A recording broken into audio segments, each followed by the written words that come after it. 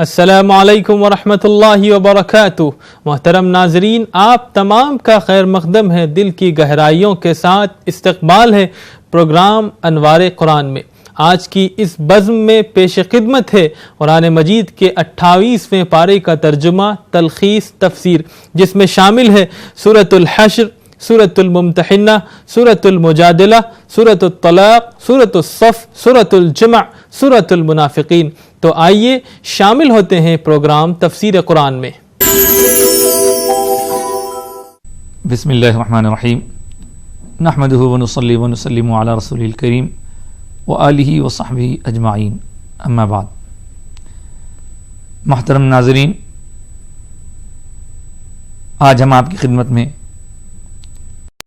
28ویں پارے کی آیات مبارکہ کا مفہوم اور اس کا خلاصہ بیان کرنے کے لیے پھر سے حاضر ہیں۔ 28واں پارہ، جس میں آغاز سے اختتام تک کل 9 سورے ہیں، چھوٹے چھوٹے۔ ابتدائی 2 سورے 3 رکوعوں پر مشتمل ہیں، اور اس کے بعد کے باقی 7 سورے 2 رکوعوں پر مشتمل ہیں۔ پہلی سورت جو سورہ مجادلہ کے نام سے جانی جاتی ہے، یہ سورہ جس میں ایک خاتون اور اس کے خاوند کے درمیان ہونے والی گفتگو میں شوہر نے اپنی بیوی کے متعلق ایک ایسا جملہ کہہ دیا جو اس خاتون کو اس شوہر سے ازدواجی تعلق کے دور کرنے کا سبب بن گیا۔ اس کو فقہا کی زبان میں زہار کہتے ہیں، اور اس نے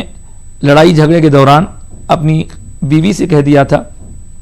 کہ تم میری ماں کی طرح ہو، گویا اس نے اپنے آپ پر بیوی کو حرام کر لیا تھا۔ اس کا مسئلہ سرکار کی بارگاہ میں پیش کیا گیا تو رسول پاک صلی اللہ علیہ وسلم پر ان آیات کا نزول ہوا۔ اللہ تعالیٰ نے ایسا کرنے سے منع فرمایا، اور جو کوئی ایسی نادانی کر بیٹھے اسے کفارہ دینے کے لیے کہا گیا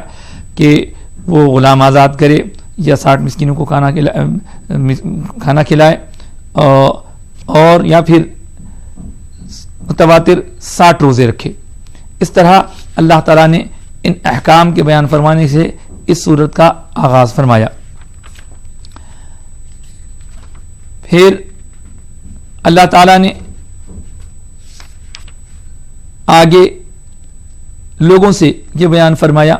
کہ جب کبھی کوئی آپس میں گفتگو کرتا ہے تو اس گفتگو کے وقت اگر 2 گفتگو کر رہے ہیں تو تیسرا خدا موجود ہوتا ہے، 3 گفتگو کر رہے ہیں تو 14 رب تبارک و تعالیٰ کا خود وہاں موجود ہوتا ہے سننے کے اعتبار سے۔ تو تم کوئی بات بھی کرو تو اس بات کو یہ نہ سمجھو کہ ہم کر دیں گے اور خاموش ہو جائیں گے، کسی کو خبر نہ ہوگی۔ اللہ تعالیٰ سب کا حال جاننے والا ہے، سب کی بات سننے والا ہے، اور آپس میں تم جو گفتگو کر لیتے ہو رازداری کے ساتھ، اس میں خفیہ طور پر ایسی باتیں مت کرو جو اللہ کی نافرمانی کی طرف ابھارنے والی ہیں۔ گویا اس میں ایک سبق امت مسلمہ کو یہ مل رہا ہے کہ جہاں کہیں رہو، اکیلے میں رہو، چپکے میں رہو، چھپ کر رہو، ظاہر میں رہو، ہر جگہ ایسی بات کرو، ایسا کام کرو جو لوگوں سے آپ کو شرمندگی سے بچائے۔ اللہ تعالیٰ تو ہر جگہ جانتا ہے، ہر جگہ اللہ تعالیٰ آپ کے حالات سے واقف اور باخبر ہے۔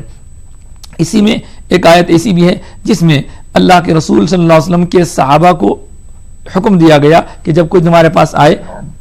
تو اپنی جگہ کو ذرا کھول لو تاکہ وہ بھی تمہارے پاس بیٹھ سکے۔ اس طرح اس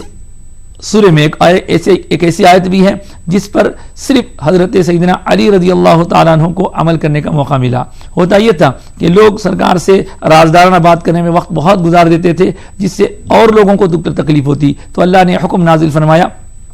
کہ جب کبھی تمہیں سرکار سے کچھ پوچھنا ہو اپنے نبی سے تو پہلے کچھ خیرات صدقات کر دیا کرو غریبوں میں، اس کے بعد پھر سوالات کرنے کی تمہیں اجازت رہے گی۔ تو یہ حکم جب نازل ہوا، حضرت مولا کائنات سیدنا علی رضی اللہ تعالیٰ عنہ نے اس پہ عمل کیا، اور بعد میں پھر اللہ تعالیٰ نے اپنی مصلحت سے اس حکم کو موقوف فرما دیا۔ تو اس طرح اس حکم کے نزول ہونے اور اس کے موقوف ہونے کے درمیان ایک حضرت علی ہی ہیں جنہیں اس کا موقع ملا۔ آگے کی آیتوں میں اللہ تعالیٰ نے اپنے علم والے بندوں کا ذکر فرمایا کہ اللہ تعالیٰ علم والے بندوں کا مرتبہ بلند کرتا ہے۔ پھر اس کے تیسرے رکوع میں اللہ تعالیٰ نے حزب اللہ اور حزب الشیطان کا ذکر کیا کہ جو لوگ اللہ کی حدوں کو پھلانگتے ہیں وہ حزب اللہ سے تعلق، حزب الشیطان سے تعلق رکھتے ہیں، اور حزب الشیطان خسران اور نقصان اٹھانے والا ہے، یعنی شیطان کا گروہ۔ اور وہ لوگ جو اللہ کی محبت میں، اللہ کے رسول کی محبت میں دین کو اختیار کرتے ہیں، دین کو فالو کرتے ہیں، اور اللہ کی محبت کے درمیان کسی کو آنے نہیں دیتے، چاہے وہ اپنا کتنا ہی قریبی کیوں نہ ہو،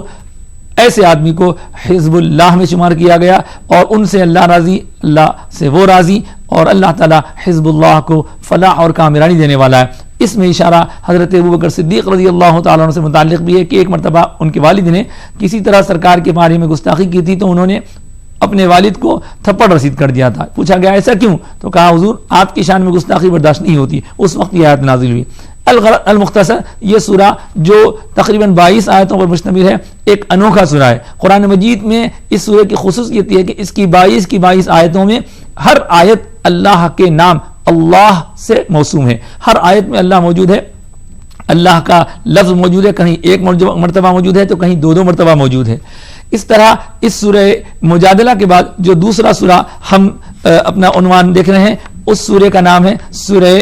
حشر، اور اس کے اندر ایک لفظ حشر آیا ہے، اسی کو بنیاد بنا کر اس کا نام رکھا گیا ہے۔ ترتیب کے اعتبار سے یہ 59واں سورہ ہے، یہ بھی مدینے میں نازل ہوا، اس میں بھی 3 رکوع ہیں اور اس میں 24 آیتیں ہیں۔ اس میں اللہ تعالیٰ نے پہلے تو اللہ کی پاکی بیان کرنے کا ذکر فرمایا، پھر جو لوگ سرکار کو ستاتے تھے یہودیوں کے گروہ، ان کے وہاں سے نکلنے کا ذکر ہے مدینے سے، اور آخر میں سرکار دو عالم صلی اللہ علیہ وسلم کے ہاتھوں جب تقسیم ہوتی تھی تو تقسیم کے معاملے میں اگر کسی کے ذہن میں کوئی تردد آتا ہو تو اللہ تعالیٰ اسے روکتا ہے، فرماتا ہے کہ ما آتاکم الرسول فخذوہ وما نہاکم عنہ فانتہوا، جو کچھ تمہیں رسول دے دیں وہ لے لو، اور جس چیز سے روک دیں اس سے رک جاؤ، باز آ جاؤ۔ یہ ایک ایسا اٹل قانون ہے، اسی پر ہمارے دین کی بنیاد ہے، جو کوئی سرکار سے ملتا ہے وہ قانون بن جاتا ہے۔ اس کے بعد سرکار دو عالم صلی اللہ علیہ وسلم کے صحابہ کی تعریف ہے کہ وہ صحابہ جو خود ضرورت مند ہوتے ہوئے دوسروں پر ایثار و قربانی کے ذریعے خیال رکھتے ہیں، اور ساتھ ہی ساتھ اللہ تعالیٰ نے ان سے خوش ہونے کا بھی ذکر فرمایا۔ پھر مغفرت کی دعا کی گئی، اور ایسے لوگوں کے لیے جو ایمان میں سبقت لے گئے ان کی مغفرت کی دعا کی گئی، اور پھر اللہ تعالیٰ نے اس سورہ کے آخری حصے میں اپنے بندوں کو تقوی اختیار کرنے کا حکم دیا اور کہا کہ تم اللہ کو مت بھولو، اور اللہ کو بھولنا خود اپنے آپ کو بھولنے کے برابر ہے، اور اللہ تعالیٰ ایسے لوگوں کو فاسقین میں شمار کرتا ہے۔ پھر کہا کہ جو جنت والے ہیں اور جو دوزخ والے ہیں وہ کبھی برابر نہیں ہو سکتے، بے شک جو جنت والے ہیں وہ کامیاب ہیں۔ اور اس قرآن کے نزول کے بارے میں ایک اہم آیت کہ اللہ نے فرمایا اگر ہم اس قرآن کو اے محبوب پہاڑوں پر نازل کرتے تو آپ دیکھتے کہ اللہ کی خشیت اور خوف سے پہاڑ ریزہ ریزہ ہو جاتے، اس کا بھی اسی سورہ میں ذکر ہے۔ اور آخری 3 آیتوں میں اللہ تعالیٰ نے اپنے اسماء حسنہ کے مختلف جھلکیاں عطا فرمائی ہیں، اور بندوں کو عالم الغیب والشہادہ کے ذریعے یا خالق، باری، مصور، ان ناموں کے ذریعے اللہ کو پکارنے کا ایک موقع مل گیا۔ یہ سورہ حشر ہے، اور اس کے بعد 2 رکوع والے سورہ شروع ہوتے ہیں۔ اس کے بعد والا سورہ سورہ ممتحنہ ہے، قرآن مجید کا 60واں سورہ سورہ ممتحنہ ہے، یہ بھی مدنی ہے، اور اس میں 13 آیتیں ہیں اور 2 رکوع ہیں۔ اس سورہ میں ایک اہم بات کی طرف توجہ دلائی گئی کہ جو تمہارے بدخواہ ہیں، اللہ اور اللہ کے رسول کے اور اللہ کے دین پر عمل کرنے والوں کے دشمن ہیں، ان سے پکی دوستی مت کرو۔ ہوا یوں تھا کہ حاطب بن ابی بلتعہ نامی ایک صاحب نے کچھ اپنی ذاتی مجبوریوں کی بنا پر ایک انفارمیشن غیروں تک پہنچا دی تھی، اسی پر یہ آیت نازل ہوئی، اور بتایا گیا کہ دیکھو تمہارے لیے ابراہیم کی زندگی میں ایک بہترین نمونہ ہے کہ انہوں نے تو اپنے اللہ کو منانے کے لیے اپنے بیوی بچوں کو کے ساتھ لیے ہوئے ہجرت کی تھی، اور کئی چیزوں سے اپنے آپ کو کنارہ کش کر لیا تھا، تو ان کی زندگی میں تمہارے لیے بہترین نمونہ ہے۔ اس کے بعد کن لوگوں سے ملنے ملاقات کرنے سے روک دیا گیا ہے، کن سے ملنے ملاقات کرنے سے کی پرمیشن دی گئی، اس کا ذکر کیا گیا۔ جو لوگ تمہارے نبی کو اور تم کو مکے سے نکالنے کے ذمہ دار ہیں ان سے دوری اختیار کرنے کا حکم دیا گیا ہے۔ بعض لوگوں سے تعلقات رکھنے بھی پڑتے ہیں معاشرتی، اس کی اجازت بھی دی گئی ہے۔ پھر آخر میں خاص طور سے ممتحنہ کا جو لفظ ہے، اگر خواتین دوسرے مذہب سے ادھر آتی ہیں تو ان کی جانچ پڑتال کرنے اور ان سے متعلق تفصیلات آگاہ سے واقف ہونے کا اللہ نے حکم دیا، اور خاص طور سے آخر میں ان سے وعدہ لینے کے لیے کہ کبھی تم شرک نہیں کرو گی، اور اس طرح کی ایسی باتیں، کسی پر بہتان نہیں لگاؤ گی، کسی پر الزام نہیں لگاؤ گی، کسی کے مال کی چوری نہیں کرو گی، اور اللہ کے دین پر قائم رہنے کی بیعت کرنے کا یہ ان سے جو ایک وعدہ لیا گیا اس پر اس سورہ کا اختتام عمل میں آتا ہے. یہ سورہ ممتحنہ تھا, اور سورہ ممتحنہ کے بعد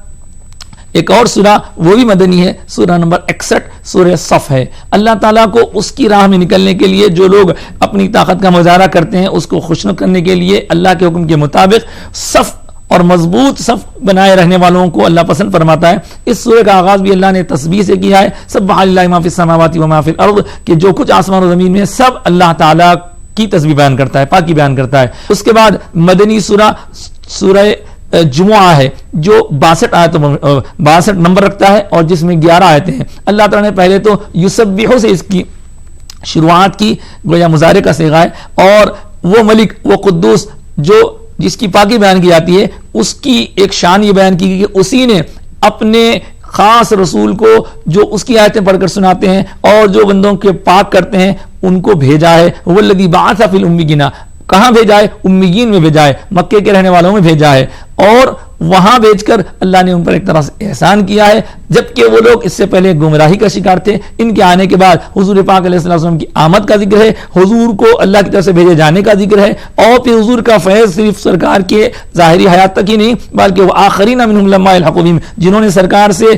آپ کی حیات پاک میں ملاقات نہیں کی ان کو بھی دور دور تک فیض ملنے والا ہے, فضل اللہ کا ملنے والا ہے. ذالک فضل اللہ یؤتی من یشاء, اور اللہ کا فضل جس کو چاہتا ہے اللہ عطا فرماتا ہے. کسی کو کوئی روک نہیں, کسی میں یہ مجال نہیں, تاب و طاقت نہیں کہ اللہ کے فضل کو روک سکے. اس کے بعد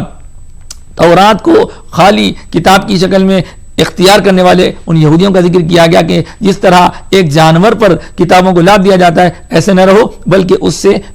فائدہ اٹھاؤ. اور آخر میں اللہ تعالیٰ نے اس میں جمعہ کی نماز کے احکام بیان فرمائے ہیں. جب جمعہ کا دن ہو نماز سے پہلے اپنے کاروبار کو چھوڑ دینے کا حکم دیا ہے, اور آخر میں خاص طور سے ایک طرف اشارہ کیا ہے کہ جب حضور پاک صلی اللہ علیہ وسلم ایک موقع پر خطبہ ارشاد فرما رہے تھے, قحط کا زمانہ تھا, لوگوں نے حضور خطبہ دیتا ہوا چھوڑ کر اپنے کاروبار کی طرف توجہ کی. اللہ کو سخت ناپسند ہوا حضور کی شان میں یہ گستاخی, بے ادبی, اور اللہ نے لوگوں کو گویا سے ڈانٹ ڈپٹ کر کے کہا کہ تم جس چیز کے لیے بازاروں کی طرف رخ کر رہے ہو اس سے بہتر تو اللہ کے پاس ہے, اور اللہ کے رسول کو تم چھوڑ کر گئے ہو تو یہ تمہاری غلطی ہے, اور اللہ تمہیں بہترین رزق دینے والا ہے. اس کے بعد سورہ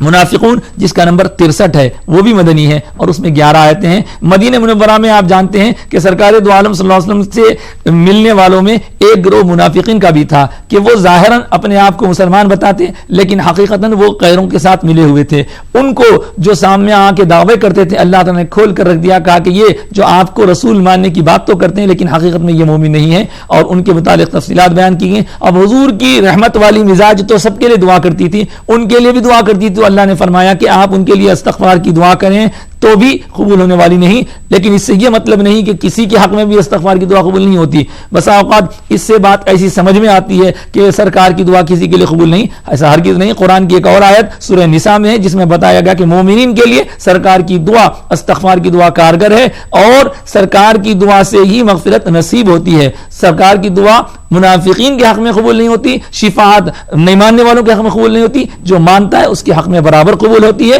اور سرکار سے وسیلہ کے ذریعے دعا کی جا سکتی ہے. اور اس سورے میں اللہ تعالیٰ نے عزت کا جہاں تک سوال ہے تو اللہ کے لیے عزت ہے, اللہ کے رسول کے لیے عزت ہے, اللہ کے رسول کے سچے چاہنے والے مومنین کے لیے عزت ہے, اس کا ذکر فرمایا. پھر فرمایا کہ اے لوگوں تمہیں مال اور اولاد کی محبت اللہ کے ذکر سے دور نہ کرے, جو ایسا کرے گا وہ سخت نقصان خسران میں جائے گا. اور ہر آدمی یہی سوچتا ہے کہ میں اچھا ہو جاؤں گا تو خیرات کر دوں گا, لیکن جب اچھا ہو جاتا ہے تو وہ ٹالنے لگتا ہے. یاد رکھنے کی بات ہے کہ ایک دن آنے والا ہے, اور اس سے پہلے ہمیں اپنا جو مال ہے اللہ کی راہ میں خرچ کرنے کا جو حکم ہے اس کی تکمیل کرنی ہے. اس طرح سورہ منافقون کی آخر میں اللہ نے احساس دیا کہ واللہ خبیر بما تعملون, اللہ تعالیٰ تمہارے ہر کام سے واقف بھی ہے اور باخبر بھی ہے. سورہ منافقون کے بعد 64ویں آیت 64واں سورہ سورہ تغابن ہے. اس میں بھی اللہ تعالیٰ نے پہلے اپنی تعریف بیان کی اور خوب تسبیح کا ذکر فرمایا. پھر فرمایا اللہ تعالیٰ نے ہی پیدا فرمایا, تم کو بہترین صورت گری میں پیدا فرمایا ہے, اور وہ دلوں کا حال جاننے والا ہے, اور ایک دن تم سب کو جمع کرے گا, اور اس دن تمہارا فیصلہ ہوگا, اور اس فیصلے کے وقت میں نیک لوگوں کا حال اللہ تعالیٰ درست فرما دے گا. نیک لوگوں کو جو ان کے اعمال تھے قبول فرما کر ان کے گناہوں کو, ان کے سیئات کو معاف فرما دے گا اور ان کے لیے جنت میں جگہ عطا فرمائے گا. اور اس کے دوسرے رکوع میں ارشاد فرمایا کہ جو کچھ بھی کسی کو مصیبت پہنچتی ہے وہ اللہ کی طرف سے پہنچتی ہے, جو کوئی اس پہ صبر کرتا ہے بلا شبہ وہ کامیاب و کامران ہے. لیکن یہ بھی کہا کہ اللہ اور اس کے رسول کی اطاعت و فرما برداری کرتے رہو, اور یاد رکھو اگر کوئی تمہارے متعلقین اللہ کے ذکر سے تم کو روکتے ہیں تو اس روکنے کو تم اختیار نہ کرو اور بچتے رہو, کیونکہ یہ لوگ تمہارے لیے ایک آزمائش کا ذریعہ ہیں. اللہ تعالیٰ نے فرمایا انما اموالکم و اولادکم فتنہ, کہ بے شک تمہارا مال اور تمہاری اولاد فتنہ ہے. فتنہ اردو زبان میں الگ معنی میں استعمال ہوتا ہے, عربی میں الگ معنی میں. اردو زبان میں فتنہ فساد کے لیے استعمال ہوتا ہے, لیکن یہاں فتنہ آزمائش کے معنی میں استعمال ہوا ہے. اس کے بعد سورہ طلاق جو ترتیب کے اعتبار سے 65واں سورہ ہے, یہ بھی مدنی ہے اور اس میں 12 آیتیں ہیں. اللہ تعالیٰ نے سورہ بقرہ میں طلاق کے جو مسائل بیان فرمائے تھے اس میں صحابہ کو بعض باتوں سے متعلق تردد تھا تو ان کو کھول کھول کے اس میں بیان کر دیا گیا. کس طرح طلاق اگر دینا مجبوری وہ بن جائے, ضروری ہی ہو جائے, تو اس کے آداب کیا ہونے چاہیے, طہر میں دینا چاہیے, وہ ساری تفصیلات کا اس میں اشارہ کیا گیا ہے. اور آخر میں ایک بات خاص طور سے جو اس سورے کی ہے وہ یہ کہ اللہ سے ڈرو اور اللہ کی طرف اپنے آپ کو رجوع رکھو, اور جو کوئی اللہ پہ بھروسہ رکھتا ہے اللہ ہی اس کے لیے کافی ہو جاتا ہے. وَمَن يَتَوَكَّلْ عَلَى اللَّهِ فَهُوَ حَسْبُهُ. اور پھر یہ آیت بھی اس کے اندر خاص طور سے قابل ذکر ہے کہ اللہ نے فرمایا کہ جو اللہ سے ڈرتا ہے وَمَن يَتَّقِ اللَّهَ يَجْعَل لَّهُ مَخْرَجًا, جو اللہ سے ڈرتا ہے تو اللہ تعالیٰ اس کے لیے ایسے راستے نکال لیتا ہے, وَيَرْزُقْهُ مِنْ حَيْثُ لَا يَحْتَسِبُ, کہ اس کے ایسے ایسے ذرائع سے رزق دیتا ہے جہاں پر بندے کا گمان نہیں ہوتا. اور اللہ تعالیٰ نے اس سورے کے اندر آخر میں اللہ کے ذکر کا, رسول کے ذکر کا جو مقام مرتبہ ہے اس کی شان بیان فرمائی ہے, اور یہ بھی فرمایا کہ 7 آسمانوں کی طرح 7 زمینیں بھی ہیں, 7 آسمان الگ الگ ہیں اور 7 زمینیں ایک سے ایک ملی ہوئی ہیں. اور اللہ تعالیٰ نے آخری آیات میں اپنے نیک بندوں کا بھی ذکر فرمایا جو اللہ کے ذکر میں مصروف رہتے ہیں اور اپنے آپ کو اللہ کے ذکر سے قریب کر کے اپنے گناہوں کی معافی کا سبب بن جاتے ہیں اور بنا لیتے ہیں. آخری سورہ اس 28ویں پارے کا سورہ تحریم ہے اور وہ بھی مدنی ہے, اور ترتیب کے اعتبار سے قرآن مجید کا یہ 66واں سورہ ہے. اس سورے میں 12 آیتیں ہیں. اس میں اللہ کے رسول صلی اللہ علیہ وسلم سے مخاطب ہو کے اللہ نے فرمایا کہ اے حبیب, جن چیزوں کو ہم نے آپ پر حرام نہیں کیا ان سے کیوں کنارہ کش ہوتے ہیں آپ کے لیے آسانی فرما دی گئی ہے. اور اس طرح سرکار دو عالم صلی اللہ علیہ وسلم کی ازواج مطہرات کا بھی ایک اہم مسئلہ اس میں پیش کیا گیا ہے, اور انہیں خاص طور سے سرکار دو عالم صلی اللہ علیہ وسلم کی پوری ازواج مطہرات کو اللہ تعالیٰ نے نمونہ بتایا ہے. ایک تو نوح علیہ السلام اور لوط علیہ السلام کی بیویوں کا نمونہ بتایا اور کہا کہ یہ برا نمونہ ہے, اور حضرت بیوی مریم کا نمونہ بتایا, حضرت عیسیٰ کی والدہ کا, کہا کہ یہ بہترین نمونہ ہے. ظاہر ہے ان 2 نمونوں کے بتانے کا مقصد یہی ہے کہ بہترین نمونے کو اختیار کیا جائے اور برا جو نمونہ ہے اس کو دور کر دیا جائے. اور اللہ تعالیٰ نے اس سورے میں 3 مرتبہ یا ایھا کے الفاظ سے, ایک مرتبہ تو مومنین کو اور ایک مرتبہ کافرین کو, اور پھر اس کے بعد پھر مومنین کو مخاطب کیا ہے اور کہا کہ اے لوگو اپنے آپ کو اور اپنے گھر والوں کو دوزخ کی آگ سے بچاؤ. یا ایھا الذین آمنوا قوا انفسکم واہلیکم نارا, نار دوزخ کی آگ سے بچاؤ, اور اس کا ایندھن انسان اور پتھر ہیں, اور اس پر مضبوط فرشتے اللہ تعالیٰ کے ایسے مقرر ہیں کہ وہ کبھی اللہ تعالیٰ کی نافرمانی نہیں کرتے. اور کافروں کے لیے کہا آج تمہارے لیے کوئی عذر نہیں ہے, آج تمہارے لیے کوئی بہانہ بنانے کا کوئی موقع ہی نہیں ہے, کیونکہ تم نے مانا نہیں, ہمارے نبی آئے, ہمارے فرشتے سب آئے, لیکن تم نے اس کو اختیار نہیں کیا. ایک آیت اس میں بہت اہم ہے اور وہ یہ ہے کہ اللہ پاک فرماتا ہے اے ایمان والو توبہ کرو, سچی توبہ کرو, توبوا الی اللہ توبۃ نصوحا. اور اگر ایسا تم سچی توبہ دل سے توبہ کرو گے, توبہ صرف کلوں سے, دونوں ہاتھوں سے کلوں پہ مار لینے کا نام نہیں, بلکہ صدق دل سے, سچے دل سے جو کام برا اب تک کر رہے تھے اس کو چھوڑ دینا, اس کو پھر کبھی آگے نہ کرنے کا عزم کر لینا, اور اس سے جو نقصان ہوا ہے اس کی تلافی کی فکر کرنا, اور دل میں منامت کرنا, عاجزی کرنا, یہ ساری چیزیں توبہ میں شامل ہیں. تو ایسا اگر کریں گے تو اللہ تعالیٰ فرما رہا ہے تمہیں اللہ تعالیٰ گناہوں سے پاک فرما دے گا اور ایسا نور عطا فرمائے گا, اس نور میں تم نبی پاک صلی اللہ علیہ وسلم کے ساتھ کل قیامت کے دن رہو گے, اور حضور کی سنگت کی وجہ سے تم طرح طرح کے خدشات اور طرح طرح کے خطرات سے بچ جاؤ گے. نورہم یسعی بین ایدیہم وبایمانہم یقولون ربنا، اور وہ لوگ ایسے ہیں جو توبہ کر لیتے ہیں، ان کے آگے پیچھے نور ہوگا، ان کے اعمال صالحہ کا نور، نبی پاک صلی اللہ علیہ وسلم کی محبت کا نور، اور وہ لوگ یہی دعا کرتے ہیں کہ ربنا اتمم لنا نورنا واغفر لنا. اس سورے کی یہ آیت بڑی اہم ہے، اور اس کے بعد اللہ تعالیٰ نے اور جو حضرت مریم کا ذکر کیا، حضرت موسیٰ اور حضرت لوط کی ازواج کا ذکر کیا، اس کا تو تذکرہ پیچھے ہو گیا. اب ہم اپنی بات کو اسی دعا پر ختم کرتے ہیں. اللہ تعالیٰ نے جو اس میں خاص طور سے ان کی دعا کہا ہے جو سچی توبہ کرتے ہیں، ربنا اتمم لنا نورنا، اے ہمارے پروردگار ہم پر نور کا معاملہ پورا فرما دے، مکمل فرما دے. اور کہا واغفر لنا، اور ہماری مغفرت فرما دے، ہماری بخشش فرما دے. انک علی کل شیء قدیر، بے شک تو گناہوں کا بڑا بخشنے والا، بڑا ہی معاف کرنے والا ہے، اور تو ہر چیز پر قادر ہے. مغفرت کی تجھے دعا کرتے ہیں مولا، تو ہر چیز پر قادر ہے، تو چاہے تو بڑے سے بڑے گناہگار کو بھی اپنی قدرت کاملہ سے مغفرت عطا فرماتا ہے. تو اس طرح سورہ تحریم کی یہ آیات ہمیں بتا رہی ہیں کہ بندوں کو اپنے اور اپنے اہل و عیال کی فکر کرنی ہے، اور سچی توبہ ہمیشہ کرتے رہنے کی فکر کرنی ہے، اور اچھا نمونہ اختیار کرنے، برے نمونے کو چھوڑنے کی فکر کرنی ہے. اور جہاں تک پورے یہ 28ویں پارے کا ذکر ہے، تو اس میں جیسے میں نے ابتدا میں کہا تھا کہ 9 سوروں میں اللہ تعالیٰ نے مختلف باتیں بیان فرمائیں، اور یہ پوری کی پوری اتفاق سے مدنی صورتیں ہیں. اور اللہ تعالیٰ نے اس میں جو الگ الگ چیدہ احکام بیان فرمائے ہیں، ان کو سننے، ان کو سمجھنے، اور ان پر سچے دل سے، صدق دل سے عمل کرنے کی ہمیں ہمیشہ فکر کرنی ہے. اور رمضان کی ان مبارک ساعتوں میں ہمیں اپنے پروردگار کو منانے کے کام کرنے ہیں. اور رب کو منانے کا آسان طریقہ یہ ہے کہ ان اداؤں کو اختیار کیا جائے تو جو رب کے محبوب کی ادائیں ہیں. سنتوں کو اپنی زندگی میں ایسا رچ بس لائیں کہ سنتوں میں اپنے آپ کو ڈھال لیں، اور سنتوں کے ذریعے، سرکار کے اسوہ حسنہ کے ذریعے، اطاعت و فرما برداری کے ذریعے اللہ کا قرب حاصل کرنے کی فکر کریں. اور رمضان کی مبارک ساعتیں جاتے جاتے یہ اعلان کر رہی ہیں کہ دیکھو آج تم یہاں رمضان کے روزوں کے ذریعے اللہ کا قرب چاہ رہے ہو. کتنے ایسے تھے جو پچھلے زمانے میں تمہارے ساتھ تھے، پچھلے سال، آج وہ نہیں. تو اس رمضان کی آخری گھڑیوں کو غنیمت جان کر اللہ کی بارگاہ میں دعا کرنا ہے، خوب دعا کرنا ہے کہ مولا ہمیں قرآن کو پڑھنے، سمجھ کے پڑھنے، اور بغیر سمجھے بھی فائدہ ہوتا ہے اس کو سمجھنے، اس کو جیسے تیری مرضی مولا ویسے سمجھنے کی توفیق عطا فرما، اور اس پر عمل کرنا ہمارے لیے آسان بنا دے. قرآن اور صاحب قرآن سے قریبی مضبوط تعلق، قریبی ایسا اٹیچمنٹ ہو جائے کہ جس کی وجہ سے ہماری زندگی بھی روشن ہو جائے، ہماری آخرت بھی روشن ہو جائے. قرآن کو اور صاحب قرآن کو ہمارے لیے شفیع بنا دے، ہم کو سرکار دو عالم صلی اللہ علیہ وسلم کی شفاعت سے مالا مال فرما. اور رب العالمین قرآن کے یہ جو انوار ہم حاصل کرنے کی فکر میں ہیں یا مولا، اس میں ہمیں کامیابی عطا فرما. اور رب العالمین جو کچھ کہا اور سنا گیا اسے قبول فرما، اور اس میں ہم سے کچھ کمی کوتاہی لغز خطا ہوئی ہے تو مولا تو حسنات کو قبول فرما، سیئات کو معاف فرما. تو قبول فرمانے والا ہے، اور ہمارا کام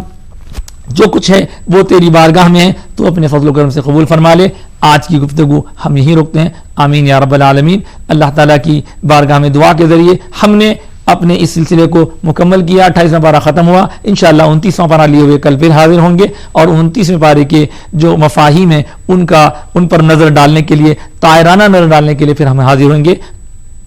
آج کے لیے اپنی گفتگو یہیں روکتے ہوئے ہم آپ سے وداع لیتے ہیں. اللہ حافظ. ناظرین، آپ نے ملاحظہ فرمایا 28ویں پارے کا ترجمہ، تلخیص، تفسیر. اللہ مجھ کو اور تمام دنیا کے انسانوں کو قرآن مجید کو سمجھنے، پڑھنے اور اس کے پیغام کو ناواقف انسانوں تک پہنچانے کی توفیق عطا فرمائے. ناظرین، دیکھنا نہ بھولیں آج شب ہمارا پروگرام حرم مکی شریف سے نماز عشاء اور نماز تراویح کا لائیو ٹیلی کاسٹ. دیجیے مجھے اجازت. السلام علیکم ورحمۃ اللہ وبرکاتہ.